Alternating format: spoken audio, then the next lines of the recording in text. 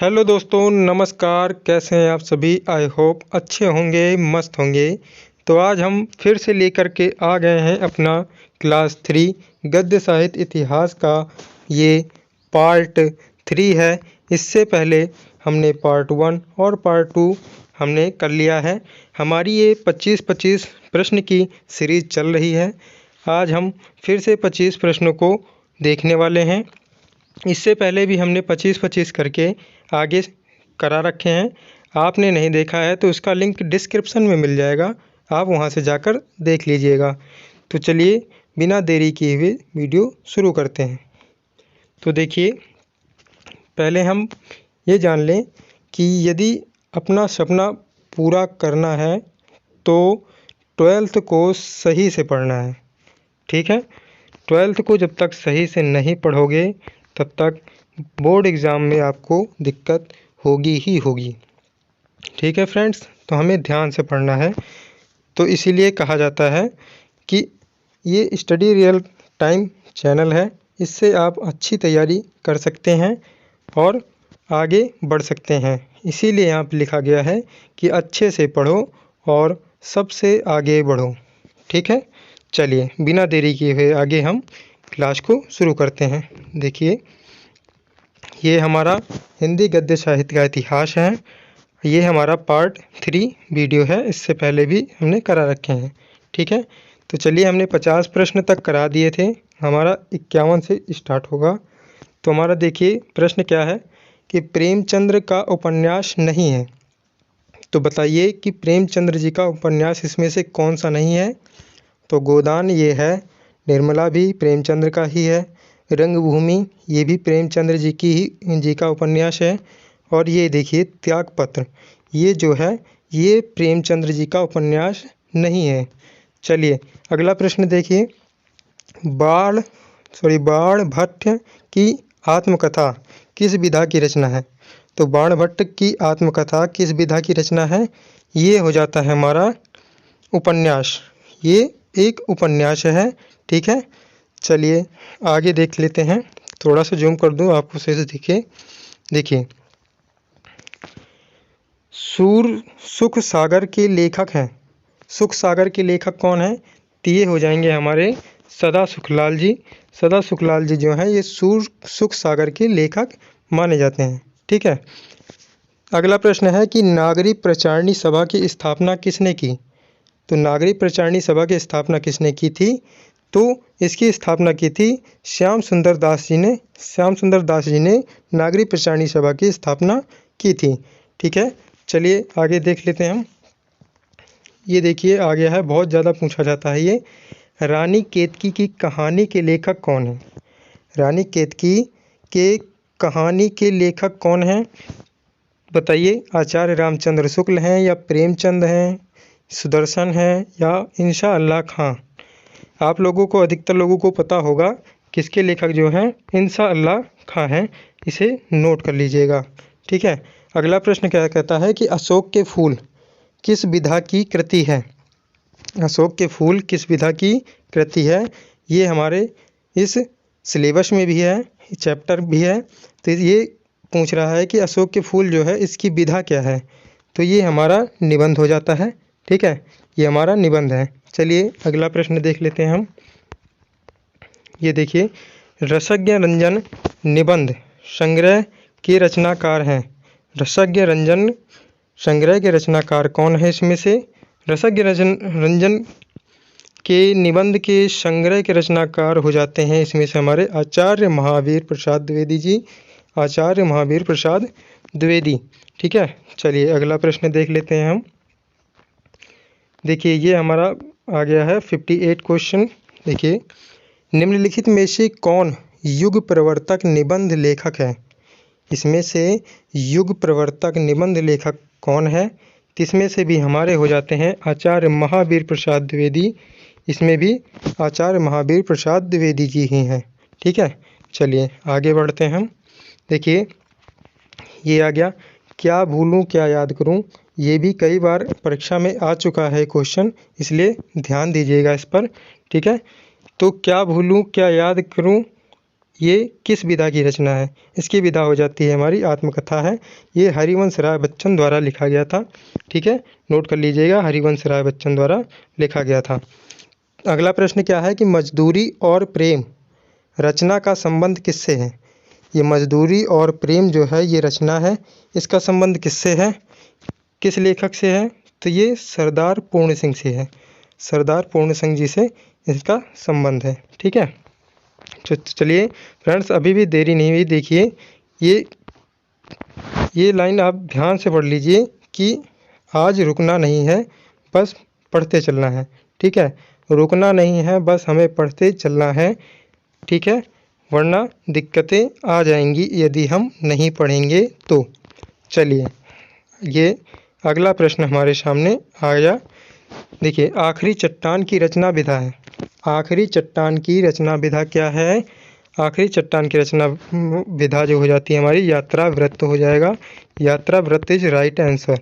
Okay, अगला प्रश्न है भाषा और आधुनिकता निबंध के लेखक हैं। ये देखिए हमारे ये चैप्टर का ही आ गया है, भाषा और आधुनिकता एक निबंध है और इसके लेखक कौन हो जाएंगे? प्रोजी सुंदर रेड्डी। ये हमारे चैप्टर 6 का ही आ गया है। ठीक है, तो सबको ध्यान से पढ़िएगा, एक छोटी सी गलती आपका नंबर काट सकती है। ठीक है, चलिए फ्रेंड, सरस्वती के संपादक हैं। सरस्वती के संपादक कौन है? आप लोगों को पता ही होगा, ये आचार्य महावीर प्रसाद द्विवेदी जी ही हैं।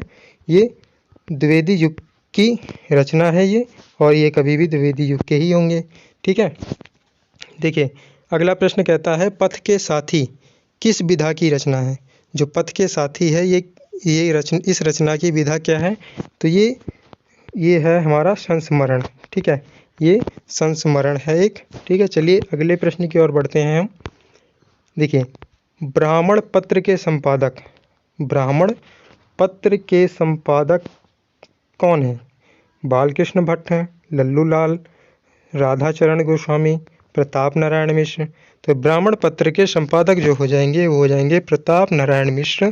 प्रताप नारायण मिश्र जो हैं ये ब्राह्मण पत्र के संपादक हैं। अगला प्रश्न, मेरा जीवन प्रवाह ये रचना है और इसकी विधा क्या है? मेरा जीवन प्रवाह जो है ये एक रचना है, इसकी विधा पूछ रहा है, तो ये क्या है? यह एक आत्मकथा है। ठीक है, ध्यान रखिएगा, यह एक आत्मकथा है। चलिए आगे देखते हैं हम। देखिए थोड़ा सा और कर लें।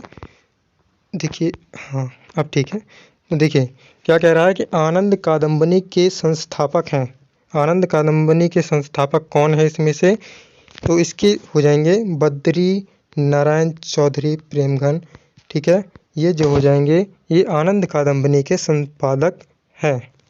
अगला प्रश्न क्या है कि कवि वचन सुधा के संस्थापक कौन थे? कवि वचन सुधा के संस्थापक आप लोगों को अच्छे से पता ही होगा, ये भारतेंदु हरिश्चंद्र जी की रचना है कवि वचन सुधा। ठीक है, चलिए आगे देखते हैं।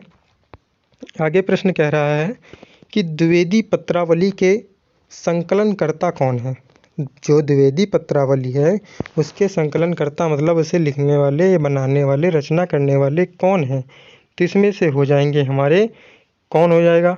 आप थोड़ा सा हमें आंसर दीजिए तो बताइए। महात्मा मुंशीराम होंगे या वैजनाथ सिंह होंगे, विनोद या बनारसी दास चतुर्वेदी या डॉक्टर हरिवंश राय बच्चन होंगे? तो इसके कौन होंगे? हमें आंसर दें जल्दी से। तो इसके हो जाएंगे डॉक्टर हरिवंश राय बच्चन। ठीक है, देखिए मैं टिक के देता हूँ, हरिवंश राय बच्चन जो है इसके इस प्रश्न के राइट आंसर हो जाएंगे। ठीक है, चलिए अगला प्रश्न देख लेते हैं हम। कलम का सिपाही, कलम का सिपाही हिंदी गद्य की कौन सी विधा के अंतर्गत आता है? जो कलम का सिपाही है यह एक गद्य है, इसकी विधा कौन सी है? इसकी विधा क्या है यही पूछ रहा है। उपन्यास है, कहानी है, जीवनी है या रेखा चित्र है? तो मैं आपको बता दूं ये एक जीवनी है। ठीक है, कलम का सिपाही इसकी विधा क्या है? जीवनी है, नोट कर लीजिएगा।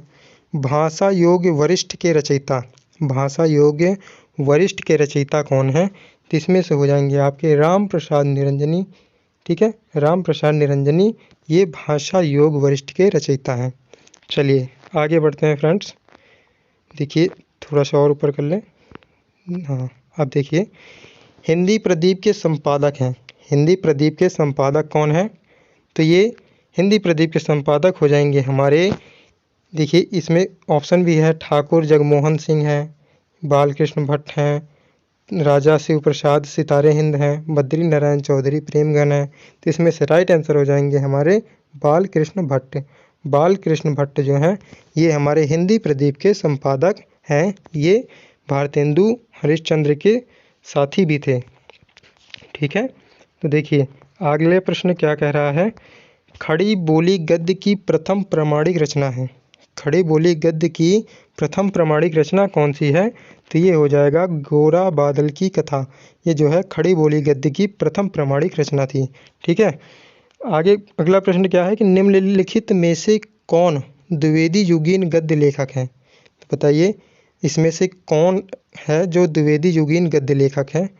तो इसमें से हो जाएंगे श्याम सुंदर दास।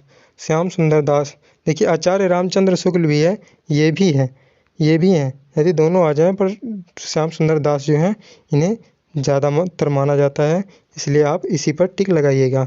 ठीक है, चलिए आगे देख लेते हैं। देखिए ये हमारा आज 75 क्वेश्चन आ गया है, ये मतलब कि लास्ट क्वेश्चन है ये हमारा। ठीक है, तो सिंहावलोकन के लेखक हैं। सिंहावलोकन ये एक रचना है किसी की, और इसके लेखक कौन हैं? तो इसके लेखक हो जाएंगे, बताइए अमृत राय हैं या ज्ञानेंद्र कुमार या प्रेमचंद्र या यशपाल? तो आपको बता दें इसके लेखक जो हैं वो यशपाल जी हो जाएंगे। यशपाल जो हैं ये सिंहावलोकन के लेखक हैं। ठीक है फ्रेंड्स, आई होप आपको ये सारे 25 प्रश्न आज के समझ में आ गए होंगे और आपने नोट भी कर लिए होंगे। यदि नहीं किए हैं तो आप फिर से वीडियो देख करके सही से नोट कर लीजिए और इन्हें याद कर लीजिए। हम 25-25 प्रश्न का इसलिए सीरीज चला रहे हैं जिससे आपको बोरियत भी महसूस ना हो और याद भी होता रहे। ठीक है फ्रेंड्स, आई होप वीडियो आपको पसंद आई होगी। और हाँ फ्रेंड्स, अभी भी देर नहीं हुई है, हमारे चैनल स्टडी रियल टाइम को सब्सक्राइब कर लें और बेल आइकन को भी दबा दें। ठीक है, जिससे आपको रोज़ दी जाने वाली वीडियो आप तक सबसे पहले पहुंच सके और आप उसका फ़ायदा उठा सकें, क्योंकि इस चैनल पर आप बने रह सकते हैं और अपने ज्ञान को बढ़ा सकते हैं। ठीक है, इसलिए देरी न करें और अभी के अभी स्टडी रियल टाइम को सब्सक्राइब कर लें। ठीक है, तो फ्रेंड्स आपसे रिक्वेस्ट है कि जिससे आगे आने वाली वीडियो, ठीक है, ये नोटिफिकेशन आप तक पहुंचेगा जब आप बेल आइकन को दबाएंगे। तो देखिए आपसे एक रिक्वेस्ट है हमारी कि आप हमारे चैनल को सब्सक्राइब कर लें और लाइक कर दें, शेयर कर दें और कमेंट तो ज़रूर से ज़रूर कर दें, जिससे आपको जिस भी टॉपिक पर वीडियो चाहिए वो हमें बता दें, हम आपको वो वीडियो प्रोवाइड कराएंगे। ठीक है फ्रेंड्स, आपका बहुत बहुत धन्यवाद इस वीडियो को देखने के लिए। ऐसे ही हमारे चैनल पर बने रहें, आपको कोई भी नहीं रोक सकता 12th पार करने में, क्योंकि हम इस बार टारगेट चल रहा है हमारा अब की बार 95 पार। तो बहुत बहुत शुभकामनाएं, आप ऐसे ही हमारे वीडियो पर बने रहें। हमारे अगला वीडियो बहुत जल्दी आने वाला है। ठीक है, तो आप इसे देखना ना भूलिएगा। जय हिंद, जय भारत।